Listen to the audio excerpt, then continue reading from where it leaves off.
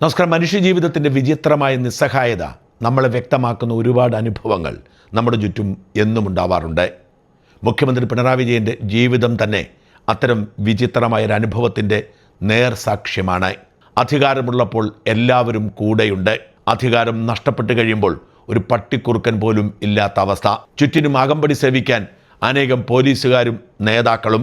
ഒന്ന് മനസ്സിൽ വിചാരിച്ചുകൊണ്ട് ചെരിഞ്ഞു നോക്കിയാൽ തന്നെ എന്താണ് ഉദ്ദേശിച്ചതെന്ന് തിരിച്ചറിഞ്ഞ് സഹായിക്കാൻ പറ്റുന്ന പരിചാരകർ. രാത്രിയിൽ മുഖ്യമന്ത്രി കിടന്നുറങ്ങുമ്പോൾ എന്തെങ്കിലും സംഭവിച്ചാലോ, ശബ്ദം കേട്ട് വിളിച്ചാലോ എന്ന് ആശങ്കപ്പെട്ട് പുറത്ത് കാവൽ നിൽക്കുന്ന പോലീസും മെഡിക്കൽ സംഘവും. വഴിനീളെ ട്രാഫിക് സിഗ്നലുകൾ വരെ ഓഫ് ചെയ്തുകൊണ്ട് അനേകം വാഹനങ്ങളുടെ അകമ്പടിയിൽ ചീറിപ്പാഞ്ഞ് നടക്കുന്ന അധികാരോല്ലാസം. അങ്ങനെ എല്ലാ അർത്ഥത്തിലും സുഖിമാനായി അധികാരത്തിൻ്റെ പൂർണ്ണ സുഖം അനുഭവിച്ച് ജീവിച്ച മുഖ്യമന്ത്രി കണ്ണൂരിലെ റെയിൽവേ സ്റ്റേഷനിലെ സ്റ്റീൽ ബെഞ്ചിലിരിക്കുന്ന ചിത്രം നമ്മളോട് പറയുന്നത് മനുഷ്യൻ്റെ നിസ്സാരതയെക്കുറിച്ച് തന്നെയാണ്. അതേ പിണറായി വിജയൻ ഇനി ട്രാഫിക് ലൈറ്റിൽ കിടന്ന് യാത്ര ചെയ്യണം. അതേ പിണറായി വിജയൻ ഇന്ന് ഒരു പൈലറ്റ് വാഹനത്തിൻ്റെ മാത്രം അകമ്പടിയിൽ നാടു ചുറ്റണം. അതേ പിണറായി വിജയന് ഇന്ന് വാടക വീട്ടിലേക്ക് താമസം മാറി ജീവിക്കണം. ഏതാനും ആഴ്ചകൾക്ക് മുമ്പ് മുഖ്യമന്ത്രിയെ സ്തുതിക്കാൻ വേണ്ടി എത്തിയത് മലയാളത്തിലെ ഏറ്റവും പ്രമുഖനായ നടൻ മോഹൻലാൽ ആയിരുന്നു. മോഹൻലാൽ മുഖ്യമന്ത്രിയുടെ വസതിയിലെത്തി അദ്ദേഹത്തോടൊപ്പം ഭക്ഷണം കഴിച്ച് കുശലം പറഞ്ഞ് പിണറായിയുടെ മോശം ഇമേജൊക്കെ മാറ്റി തീർക്കുന്നതിന് വേണ്ടി ഏറെ കഷ്ടപ്പെട്ടു. പ്രതിഫലം വാങ്ങിയാണെങ്കിലും അല്ലെങ്കിലും ഖജനാവിലെ കോടികൾ മുടക്കി ആ ഷൂട്ടിംഗ് നടത്തിയത് മൂന്നാമതൊരിക്കൽ കൂടി പിണറായി വിജയൻ ഈ നാടിൻ്റെ മുഖ്യമന്ത്രി ആവണം എന്ന് ആഗ്രഹിക്കുന്നവരായിരുന്നു. അതിന് നിന്നുകൊടുക്കുകയായിരുന്നു മോഹൻലാലും. പിണറായി സാർ എന്ന ആദരവോടെയുള്ള സംഭാഷണം, പിണറായി നാടിന് നൽകുന്ന നന്മകളെക്കുറിച്ചുള്ള വാതോരാതെയുള്ള സംഭാഷണം, തൻ്റെ മുഖം വികൃതമാണ് എന്ന് തിരിച്ചറിഞ്ഞ് ഭംഗിയുള്ള മുഖം അവതരിപ്പിച്ച് ആ മുഖത്തിലൂടെ പിടിച്ചു നിൽക്കാനുള്ള പിണറായിയുടെ അവസാനത്തെ ശ്രമമായിരുന്നു അത്. പക്ഷേ ആ പരിശ്രമമെല്ലാം ജനം തിരസ്കരിച്ചു. പിണറായി വിജയൻ എന്ന മുഖ്യമന്ത്രിയെ ഇനി നാടിനു വേണ്ട എന്ന് പറഞ്ഞ് അവർ വാതിൽ കൊട്ടിയടച്ചു. മോഹൻലാലിനെ പോലെ തന്നെ മലയാളികളുടെ ഏറ്റവും പ്രിയപ്പെട്ട നടനാണ് മമ്മൂട്ടി. എക്കാലത്ത് മമ്മൂട്ടി ഇടതുപക്ഷത്തിനൊപ്പമായിരുന്നു. മമ്മൂട്ടിയുടെ രാഷ്ട്രീയം തന്നെ പിണറായിയുടെ അടുപ്പക്കാരനാക്കി. മമ്മൂട്ടി കൈരളി ചാനലിൻ്റെ മാനേജിംഗ് ഡയറക്ടർ പദവി അടക്കമുള്ളവ ഏറ്റെടുത്തത് എന്തെങ്കിലും നേട്ടം കിട്ടുന്നത് കൊണ്ടല്ല, CPM-നും പിണറായിക്കും നേട്ടമുണ്ടാവാനാണ്. ആ മമ്മൂട്ടിയും മോഹൻലാലുമാണ് ഇന്നലെ ഒറ്റയടിക്ക് പിണറായിയെ തള്ളി VD സതീശൻ എന്ന മുഖ്യമന്ത്രിയിലേക്ക് തിരിഞ്ഞത്. ഇന്നലെ എറണാകുളം രാജീവ് ഗാന്ധി ഇൻഡോർ സ്റ്റേഡിയത്തിൽ UDF എറണാകുളം ജില്ലാ നേതൃത്വം മുഖ്യമന്ത്രി VD സതീശനും ജില്ലയിലെ മന്ത്രിമാർക്കും MLA-മാർക്കും സ്വീകരണം നൽകി. മുഖ്യമന്ത്രി സതീശനെ കൂടാതെ മന്ത്രിമാരായ Gafoor, Roji M. John, Anoop Jacob എന്നിവർക്കും ബാക്കി ജില്ലയിലെ മുഴുവൻ MLA-മാർക്കും ജില്ലയുടെ പുറത്തുള്ള എന്നാൽ ജില്ലക്കാരായ അബിൻ വർക്കി, രമേശ് പിഷാരടി എന്നീ MLA-മാർക്കുമാണ് സ്വീകരണമൊരുക്കിയത്. സ്വീകരണ ചടങ്ങിലേക്ക് മമ്മൂട്ടിയും കുഞ്ചാക്കോ ബോബനും അപ്രതീക്ഷിതമായി കടന്നു വരുന്നു. മുൻകൂട്ടി അവരുടെ പരിപാടി നിശ്ചയിച്ചിരുന്നില്ല. കൊച്ചിയിൽ ഉണ്ടായിരുന്നത് കൊണ്ട് തന്നെ അവസാന നിമിഷം അവരോടുകൂടി പങ്കെടുക്കാമോ എന്ന് സംഘാടകർ ചോദിച്ചപ്പോൾ സമ്മതിച്ചതാണ്. ചടങ്ങിലെത്തിയ മമ്മൂട്ടി VD സതീശനെ കുറിച്ച് ഏറെ പ്രതീക്ഷയോടെ ഇങ്ങനെ പറഞ്ഞു.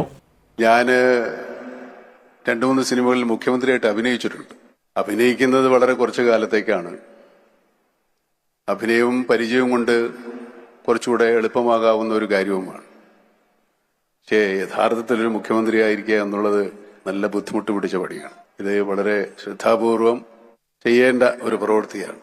എല്ലാ തരം ജനങ്ങളെയും സന്തോഷിപ്പിക്കുകയും എല്ലാ ജനങ്ങളുടെ പ്രശ്നങ്ങൾ പരിഹരിക്കുകയും എല്ലാ ജനങ്ങളെ കേൾക്കുകയും അവരോട് സംസാരിക്കുകയും ചെയ്യേണ്ട ഒരു പ്രവൃത്തി തന്നെയാണ്.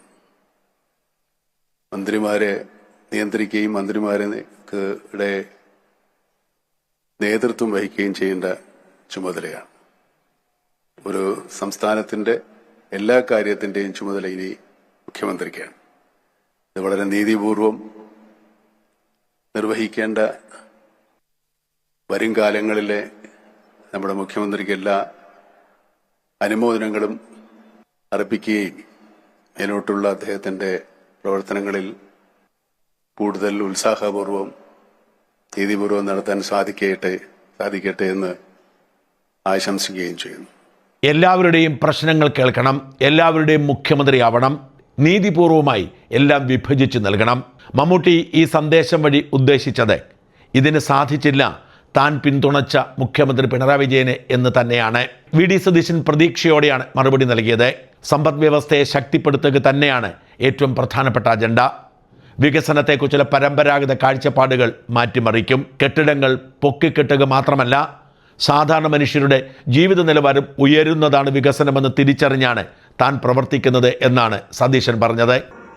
രാജ്യത്തെ ജനങ്ങളുടെ ജീവിത നിലവാരം ഉയർത്താൻ വേണ്ടി നമുക്ക് എന്തെല്ലാം ചെയ്യാൻ കഴിയുമെന്നാണ് നമ്മൾ പരിശോധിക്കേണ്ടത്. നമ്മൾ വികസന പ്രവർത്തനം എന്ന ആളുകൾ പറയും. ഞാനും കരുതിയത് വികസന പ്രവർത്തനം എന്ന് പറഞ്ഞാൽ ഒരു പ്രദേശം മുഴുവൻ അക്വയർ ചെയ്ത് ബഹുനില മന്ദിരങ്ങൾ വരുന്നത്, കുറെ കെട്ടിടങ്ങൾ വരുന്നത്, അതാണ് വികസനം എന്നാണ് ഞാനും പണ്ട് കരുതിയത്.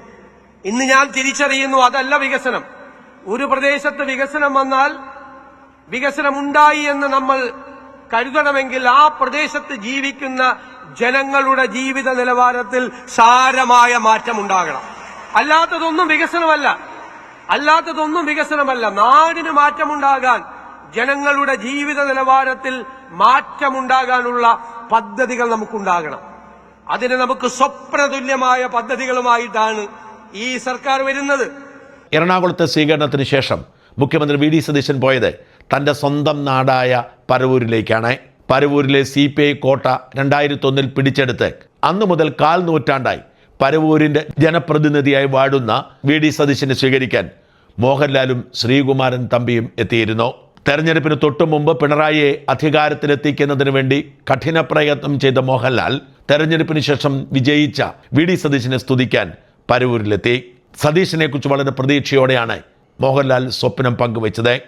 സതീശൻ സാർ എന്ന് കൂടെ പറഞ്ഞുകൊണ്ട് ജനങ്ങളുടെ വികാരമാണ്, സ്വപ്നമാണ്, പ്രതീക്ഷയാണ് എന്ന് തീർത്തു പറഞ്ഞു. ലഹരിക്കെതിരെ യുദ്ധം പ്രഖ്യാപിക്കണം, അടിച്ചമർത്തണം ലഹരി മാഫിയെ എന്ന് പറഞ്ഞ് വി ഡി സതീശൻ അതിനുള്ള ഇച്ഛാശക്തിയുണ്ട്. സുതാര്യതയും സത്യസന്ധതയുമാണ് വിയുടെ പ്രത്യേകത എന്ന് പറഞ്ഞ് മോഹൻലാൽ കയ്യടി നേടി. ഞാൻ അടക്കമുള്ള മലയാളികളുടെ പ്രതീക്ഷകളുടെ ഭാരം എത്രയുണ്ട് എന്ന് പ്രിയപ്പെട്ട സതീശൻ സാറിനിപ്പോൾ അറിയുന്നുണ്ടാവാം. അത്രമാത്രം പ്രതീക്ഷകളോടെയാണ് കേരളം അദ്ദേഹത്തെ മുഖ്യമന്ത്രിയായി അവരോധിച്ചത്. ഒരാളെ മുഖ്യമന്ത്രിയാക്കാൻ വേണ്ടി നാടൊന്നായി മുറവിളി കൂട്ടിയ അനുഭവം കേരള ചരിത്രത്തിൽ തന്നെ വിരളമായിരിക്കും. പരവൂരിന് മാത്രമല്ല, കേരളത്തിനാകെ ഈ ഒരാളെ വേണം എന്ന് തോന്നാൻ കാരണം എന്താണ് എന്ന് ഞാൻ ആ ദിവസങ്ങളേറെ ആലോചിച്ചിട്ടുണ്ട്. സത്യസന്ധത, സുതാര്യത. ബഹുമാനപ്പെട്ട സതീശൻ സാറിന് ഇവ രണ്ടും പ്രകടമാണ്. ജീവിതത്തിൽ അങ്ങോളം മറ്റെന്തൊക്കെ കൈമോശം വന്നാലും ഇവ രണ്ടും കാത്തു സൂക്ഷിക്കാൻ അദ്ദേഹത്തിന് സാധിക്കട്ടെ എന്ന് ഞാൻ പ്രാർത്ഥിക്കുന്നു, ആശംസിക്കുന്നു. Narcotics is A dirty business എന്ന് എൻ്റെ ഒരു കഥാപാത്രം പറയുന്നുണ്ട്. കേരളത്തിൽ ഇപ്പോൾ മയക്കുമരുന്ന് ഒഴുകുകയാണ്. നമ്മുടെ കുഞ്ഞുങ്ങളുടെ സ്കൂൾ കവാടത്തിൽ വരെ മയക്കുമരുന്ന് എന്ന വിപത്ത് ഇന്ന് എത്തിയിരിക്കുന്നു. ഉരുക്കുമുഷ്ടിയും ദൃഢനിശ്ചയവുമായി സർക്കാർ മുന്നിൽ നിന്നാൽ മയക്കുമരുന്ന് എന്ന വിപത്തിനെ നമുക്ക് തുടച്ചു നീക്കാൻ സാധിക്കും. അതിനുള്ള കരുത്ത് ഈ ഗവൺമെൻറ്റിനുണ്ട് എന്നാണ് ഞാൻ വിശ്വസിക്കുന്നത്. നാർക്കോട്ടിക് ഈസ് ഡേർട്ടി ബിസിനസ് എന്ന പ്രസിദ്ധമായ തൻ്റെ വാചകം ഉച്ചരിച്ചുകൊണ്ടാണ് മോഹൻലാൽ വി ഡി സതീശന് പിന്തുണ പ്രഖ്യാപിച്ചത്. തന്നെ പിന്തുണച്ച പറവൂരുകാർക്ക് ഒരിക്കലും തലകുനിക്കേണ്ടി വരില്ല എന്ന് ആത്മാർത്ഥതയോടെ വി ഡി സതീശൻ പറഞ്ഞപ്പോൾ നീണ്ട കരഘോഷമായിരുന്നു. 10,000 ഒരുപക്ഷെ എനിക്ക് വോട്ട് ചെയ്യാത്തവർ പോലും ഞാൻ ഈ സ്ഥാനത്ത് എത്തുന്നതിന് വേണ്ടി പ്രാർത്ഥിച്ചിട്ടുണ്ടെന്ന് എനിക്കറിയാം. ഞാൻ നിങ്ങളോട് പണ്ടൊരു വാക്ക് പറഞ്ഞിട്ടുണ്ട്. എന്നെ കുറിച്ചോർത്ത് നിങ്ങൾ ഒരിക്കലും അപമാനഭാരത്താൽ തല കുനിച്ച് നിൽക്കേണ്ട സ്ഥിതി ഉണ്ടാക്കില്ല. ഞാൻ ഈ കസേരയിൽ ഇരുന്നു കൊണ്ട് ഞാൻ വീണ്ടും അടിവരയിട്ടുകൊണ്ട് അത് ആവർത്തിക്കുന്നു.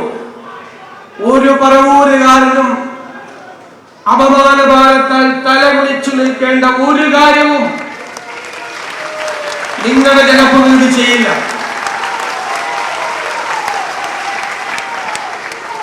ഇതാണ് ജീവിതം. ശക്തന്മാർക്കൊപ്പമായിരിക്കും സമൂഹം. ശക്തൻ ദുർബലനായാൽ അവരെ അപ്പോൾ തന്നെ അവർ മറക്കും. ആ മറവിയുടെ വേദനയും ദുഃഖവും ഒറ്റയ്ക്ക് അനുഭവിക്കുകയാണ് മുൻ മുഖ്യമന്ത്രിയായ പിണറായി വിജയൻ.